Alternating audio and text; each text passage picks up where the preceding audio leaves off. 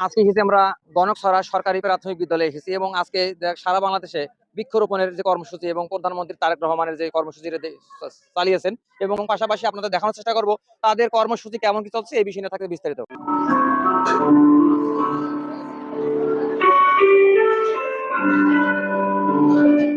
প্রধানমন্ত্রী জনাব তারেক রহমান এবং বাংলাদেশের প্রাথমিক শিক্ষা বিষয়ক মাননীয় প্রতিমন্ত্রী জনাব ববি হাজ্জাজ আজকে বাংলাদেশ চীন মন্ত্রী সম্মেলন কেন্দ্রে প্রাথমিক শিক্ষা পদক 2026-এর পদক প্রদান অনুষ্ঠান এবং এই অনুষ্ঠানে প্রধান অতিথি হিসাবে উপস্থিত রয়েছেন।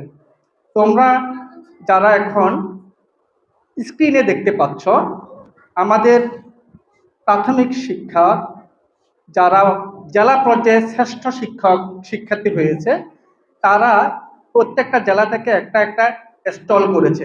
সেই স্টলগুলো এখন মাননীয় প্রধানমন্ত্রী এবং মাননীয় প্রতিমন্ত্রী মহোদয় দেখছেন এবং তাদেরকে উৎসাহ দিচ্ছেন। আমরাও উৎসাহিত হচ্ছি। ধন্যবাদ আপনাকে আমাদেরকে সময় দেওয়ার জন্য এবং আমাদের বক্তব্য নেওয়ার জন্য এসেছেন। এর জন্য আপনাদেরকে স্বাগত জানাচ্ছি গণকছড়া সরকারি প্রাথমিক বিদ্যালয়ের পক্ষ থেকে।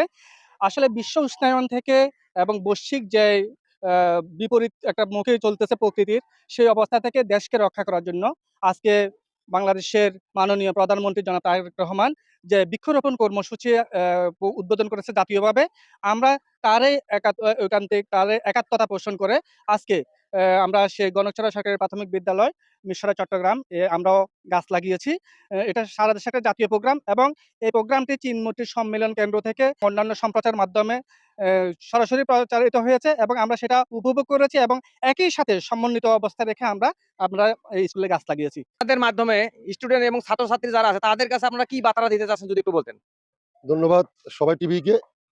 আজকের এই আয়োজন সারা বাংলাদেশ, বিশেষ করে আমাদের মাননীয় প্রধানমন্ত্রী জনাব তারেক রহমানের যে চিন্তাধারা, গাছের বৃক্ষের যে উপকারিতা, সেটা সারা বাংলাদেশে ছড়িয়ে দেওয়ার জন্য, বিশেষ করে শিশুদের মাধ্যমে এই বৃক্ষ থেকে আমরা যে অক্সিজেনটা আহরণ করি, আমরা ছায়া পাই, বৃক্ষ থেকে অনেক রকমের সুযোগ সুবিধা আমরা উপভোগ করি, সেটা আমাদের কোমলমতি শিশুদের মাধ্যমে আমরা সারা বাংলাদেশে ছড়িয়ে দেওয়ার যে সিদ্ধান্তটা আমাদের মাননীয় প্রধানমন্ত্রী তারেক রহমান উদ্যোগ নিয়েছেন, সেটাকে আমরা সাধুবাদ জানাই এবং আমাদের এই তরুণদের মাধ্যমে এবং এই শিশুদের মাধ্যমে আমরা এটা সারা বাংলাদেশে ছড়িয়ে দেওয়ার জন্য আমরা চেষ্টা করতেছি। বাংলাদেশের বৃক্ষরোপণ হয়েছে, এইখানে আজকে আমরা যে সোশ্যাল মিডিয়ার মাধ্যমে আমরা একটা প্রোগ্রামটা দেখতে পারলাম, এখান থেকে তোমরা কি শিখতে পারলা, কি শিখছো? আমরা অনেক কিছু শিখেছি, যেমন গাছপালা আমাদের পরম বন্ধু, এরা আমাদের প্রয়োজনীয় অক্সিজেন দিয়ে বাঁচিয়ে রাখে, প্রাকৃতিক ভারসাম্য বজায় রাখে। তাই আমরা বলি গাছ লাগান, পরিবেশ বাঁচান। আজকে আমরা এখান থেকে শিখেছি বাড়ির আশপাশে এবং বিদ্যালয়ের পাশে গাছ লাগাবো। আমরা বিভিন্ন জিনিস শিখতে পেরেছি, এর মধ্যে রয়েছে আমাদের বাংলাদেশটাকে অনেক সুন্দরভাবে গড়ে তুলতে হবে গাছ লাগিয়ে, যাতে আমাদের বাংলাদেশটি খুব সুন্দর হয়ে ওঠে। গাছ আমাদের পরিবেশে কি রক্ষা করে?